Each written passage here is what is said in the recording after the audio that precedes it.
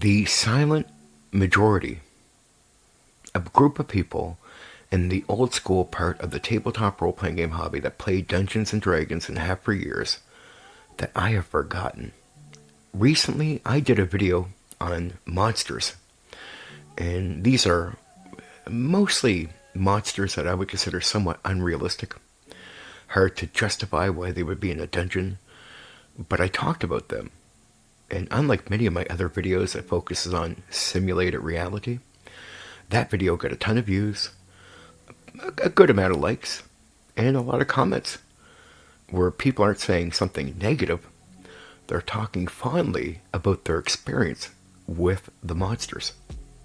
I have forgotten that it's okay that Dungeons and Dragons Old School is just a game. I've forgotten that it's okay that it's just a game. Oh, I have ran and played a lot of games from the old school era. They would always try to compete with D&D by saying, our stuff is realistic. Our thing is there for realistic reasons. But I'm like, well, still, you are not competing with Dungeons and Dragons on the market. This attempt to constantly simulate reality can be seen in almost every game outside of D&D, old school. If they weren't simulating combat to be realistic, they would simulate roleplay. Everything would be simulated reality. And most of the designers were former wargamers. Most, not all, but most.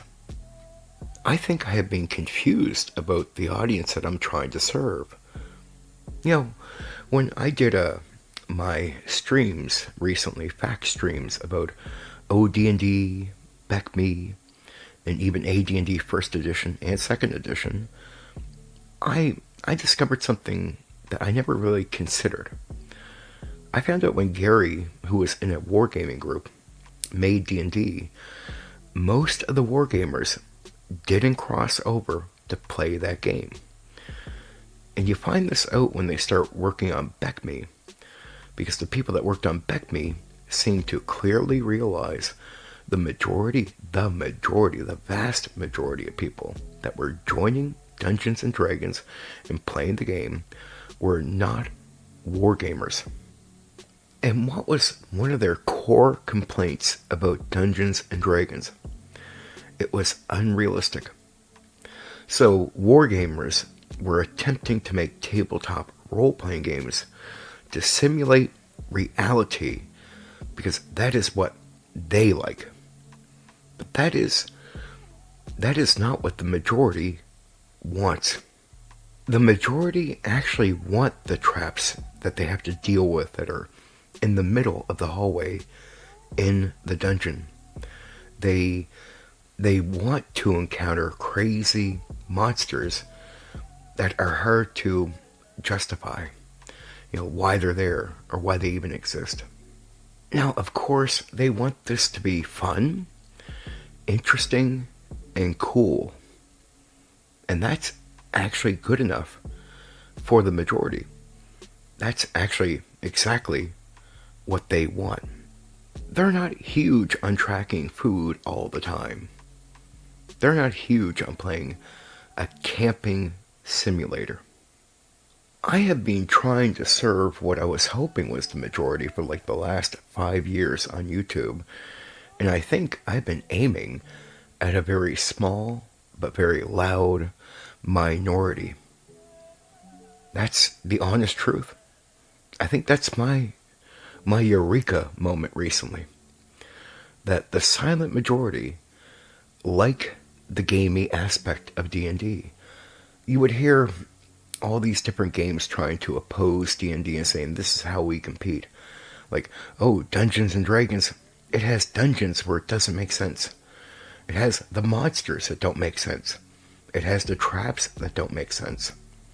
And like many, I tried to justify some of it. I tried to make arguments as to why it's okay, it's realistic.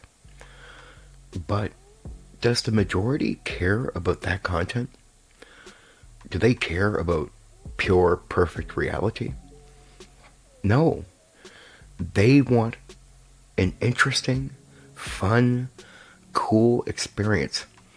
And that is what you should be aiming to talk about and give them, because that is what they're after. So yes, old school Dungeons and Dragons does have dungeons that don't make sense, does have monsters that don't make sense, does have traps in places that don't make sense. And nobody from the silent majority gives a damn. They're not big on most of the side games. That's why those games never competed with D&D in the market. And sometimes I can look at it and go, wow, the answer was right there. Like the obvious truth about who the majority is has always been clearly right there. You know, I spent years responding with nerd rage towards nerd rage that would come at me, drama.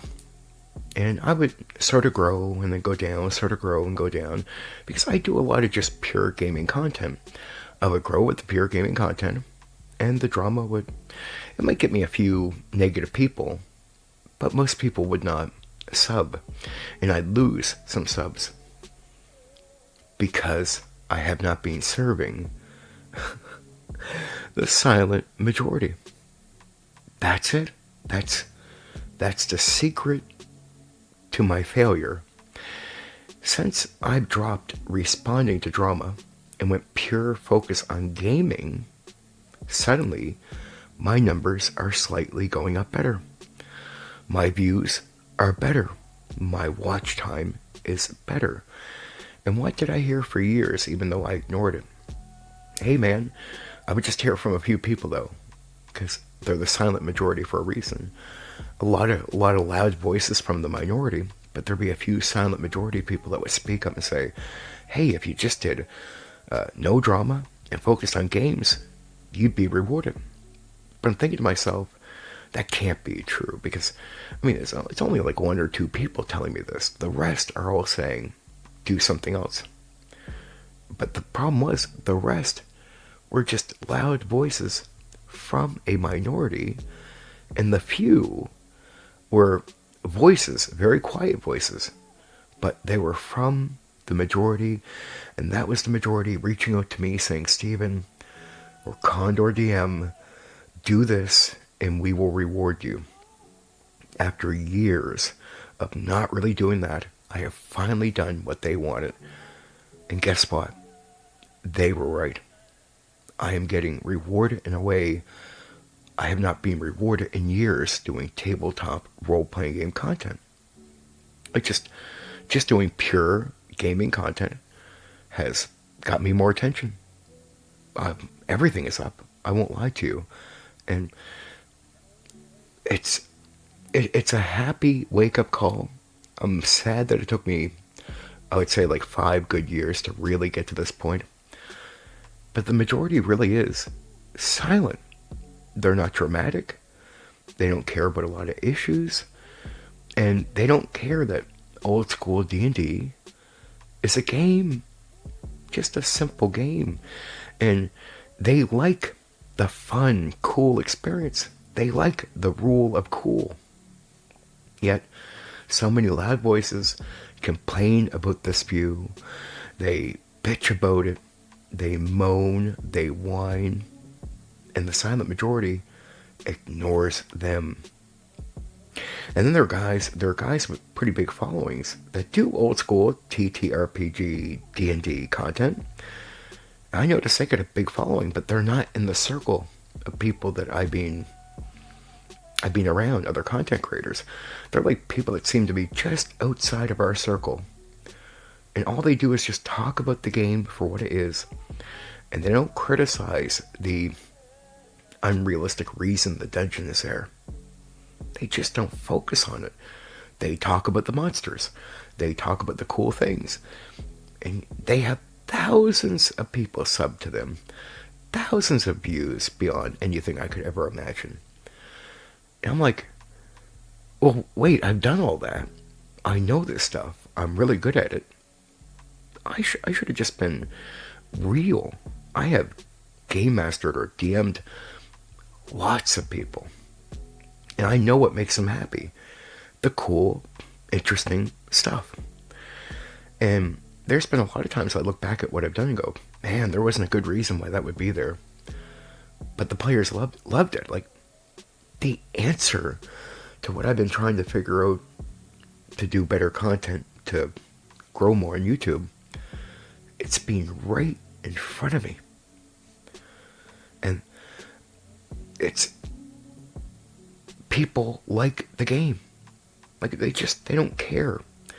Oh, there's a trap in the middle of the hallway that we got to deal with. Most people aren't asking, man, is it realistic why the trap would be there? No, it's just a loud minority that would say, man, that's not realistic. And I would think to the minority, your games must be really boring. Just think about it. Imagine if you tried to make a dungeon for the loud minority. Well, there'd be no traps. There'd be almost no groups. Most of the cool monsters wouldn't exist. I mean, that would be, like, when you listen to the way they talk, their games would put you to sleep when you think about it. And you're like, wait, they would. That would be boring. Actually, D&D is not trying to be realistic. It's just trying to be a game. And it's very forgiving of itself about where it puts dungeons, because the players want that. That's why the silent majority, don't complain. They're not war gamers. They don't care about simulated reality. I mean, look, there's some level of common sense they want you to tie to what you're doing.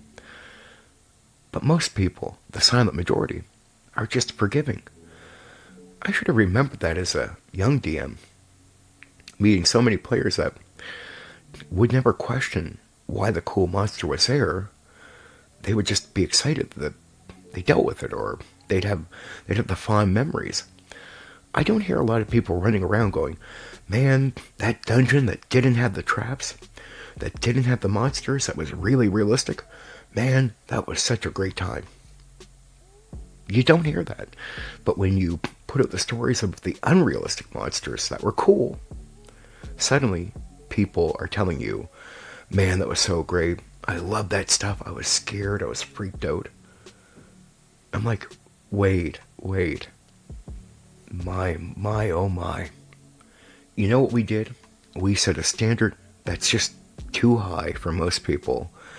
And in reality, most people don't even care for it.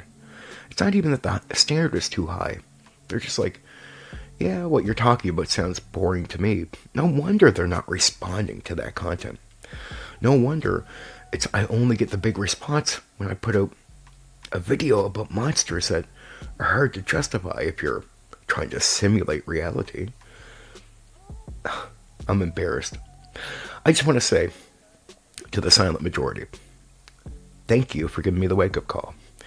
Thank you for coming through and supporting me the way you have since I started doing what you requested. And I'm going to go forward remembering this and not focusing on all these other things anymore. When I talk about old D&D from now on, I'm going to talk about the cool stuff, the game, and not worry about simulated reality and all that boring crap that most of you don't care for. Just saying. I've always wanted to serve you. I'm sorry that when you've come to me that I didn't listen. And I have to be real. I didn't. I just thought it was just a few people speaking for almost nobody. But no, it was a few people speaking for most of you. I do love you. I do want to do this content. I am passionate about the hobby. I really am. I'm glad I figured it out, and I'm not 50. I'm glad I figured it out when I was still young for the type, for our old school. And I still have tons of energy to give to this. So I'm going to start serving you properly and not caring about things that don't matter. And I'm going to stop listening to that loud minority. You have my ear. Thank you. Okay.